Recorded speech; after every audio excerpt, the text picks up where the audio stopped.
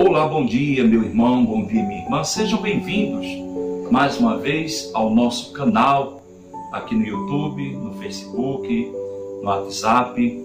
Vou pedindo já para você deixar o seu like, o seu joinha, o seu gostei, também se inscrever no nosso canal para participar conosco desse projeto de evangelização, onde o Senhor mesmo que diz: ide por todo mundo, pregai o evangelho a todos, em todo lugar, em toda parte.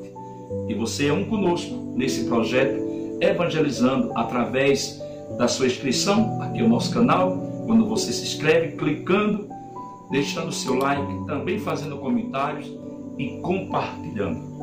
Seja bem-vindo mais uma vez esse domingo, dia do Senhor, terceiro domingo da Páscoa, dia 26 de abril de 2020.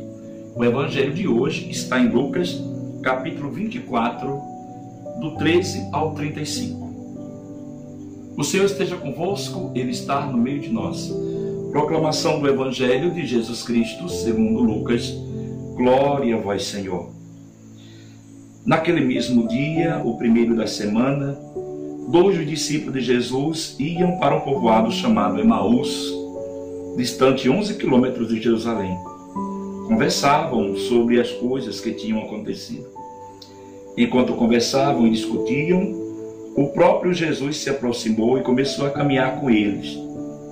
Os 2 discípulos, porém, estavam como que cegos e não reconheceram. Então Jesus perguntou: o que ides conversando pelo caminho? Eles pararam com o rosto triste, e um deles, chamado Cleófas, lhe disse: tu és o único peregrino em Jerusalém que não sabe o que lá aconteceu nesses últimos dias? Ele perguntou: o que foi?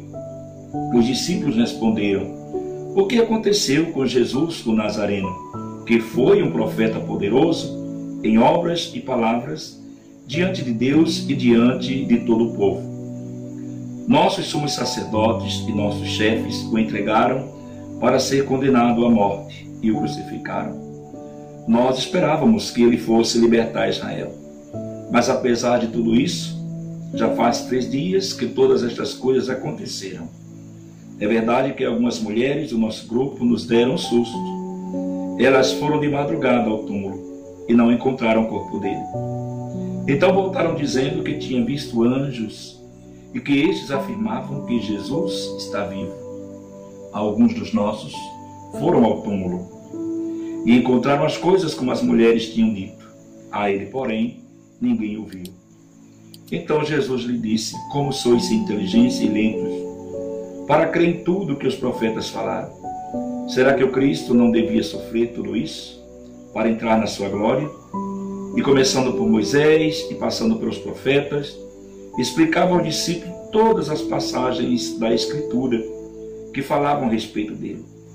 Quando chegaram perto do povoado para onde ia, Jesus fez de conta que ia mais adiante.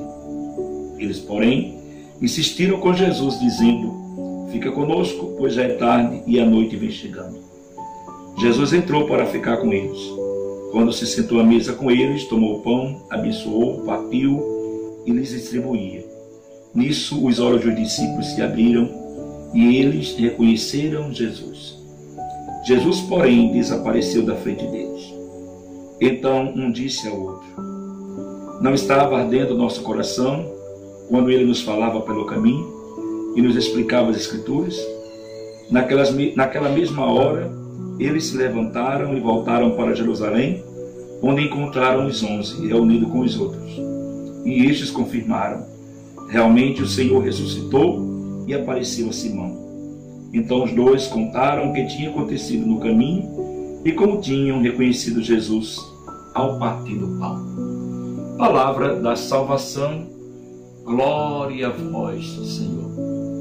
Queridos, amados irmãos, no Evangelho de ontem nós ouvimos a multiplicação, ou como eu já dizia, a partilha do pão. O sentido de partilhar o pouco do que temos. E hoje Jesus, de um modo muito especial, ele vai também lembrar a nós que é no partir do pão que nós o reconhecemos. Muitas vezes nós não reconhecemos Jesus em nossa vida, porque nós ainda estamos fechados com o coração e com os olhos. Quando nós olhamos para o irmão e quando nós nos inquietamos com aquele irmão que está retornando no caminho, que está voltando por sua tristeza, desiludido de alguma coisa, nós precisamos, como Jesus, ser compassivo, compadecer-se das suas misérias, perceber que não são inteligentes e que são tardados a entender a palavra. Olha, certa vez, um irmão de caminhada, coordenador de grupos de oração, disse para mim assim: diácono, eu não consigo compreender por que a igreja ela fica repetindo a liturgia. Ora, a Bíblia tem 73 livros. São 3 evangelhos sinóticos parecidos e mais o evangelho de João. É bem verdade que na liturgia tem o ano A, ano B, ano C, que as leituras nós contemplamos dos 4 evangelistas. E também algumas leituras bíblicas, tanto das cartas católicas de São Paulo, do Novo Testamento, como também algumas leituras do Antigo Testamento. Mas a igreja catalogou durante esses 3 anos, A, B e C, na liturgia, essas leituras e não sai daí. Ficou ali, estagnado. Entra ano e sai ano. São 2000 anos de história na igreja e o evangelho é repetitivo. A missa é algo repetitivo, não é? Eu não suporto mais a gente ser católico desse jeito. A gente tem uma Bíblia para desbravar e não desbrava. A igreja fica repetindo as suas temáticas. Entra ano e sai ano. A gente dá um passo para frente e 10 para trás. Ou fica estagnado, parado, esperando. Por que a igreja não avança, diabo?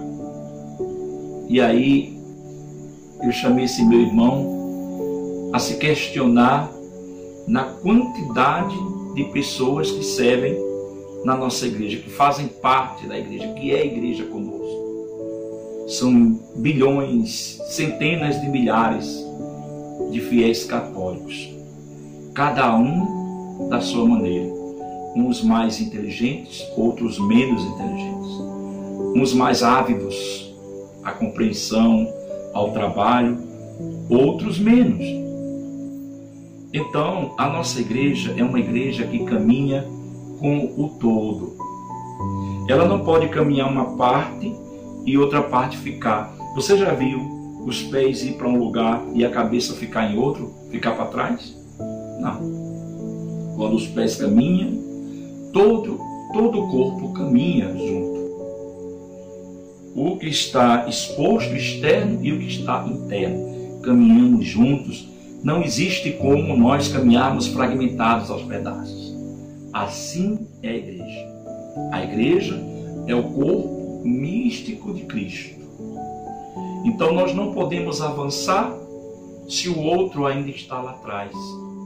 Por isso que a igreja, como mãe e mestra, mater magistra, ela, vez por outra, ela para.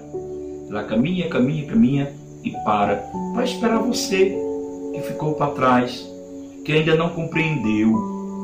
E aí Jesus vem com todo carinho, nessa manhã desse domingo, com todo o zelo, ele vai lembrar de toda a trajetória dos profetas. Aqueles discípulos, veja, o texto diz que era discípulo de Jesus. Se era discípulo, era para eles entenderem que Jesus era Deus, não era um profeta. Ontem eu fiz questão de falar assim, para ver se alguém era provocado e até fazia alguma pergunta ou um comentáriozinho no canal, mas ninguém fez, né?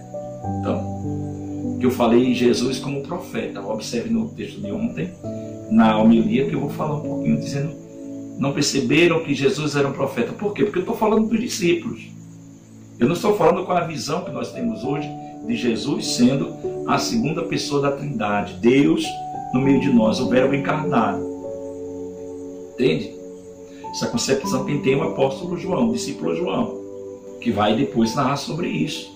Mas os discípulos ainda estavam meio que mataram ele. Nós esperávamos que ele fosse quem nós acreditávamos ser, mas mataram. Os nossos sacerdotes mandaram matar e mataram. Nós vimos ele crucificado. É bem verdade que as mulheres foram lá, disseram isso e tal. Alguns foram, mas bem mesmo ninguém viu.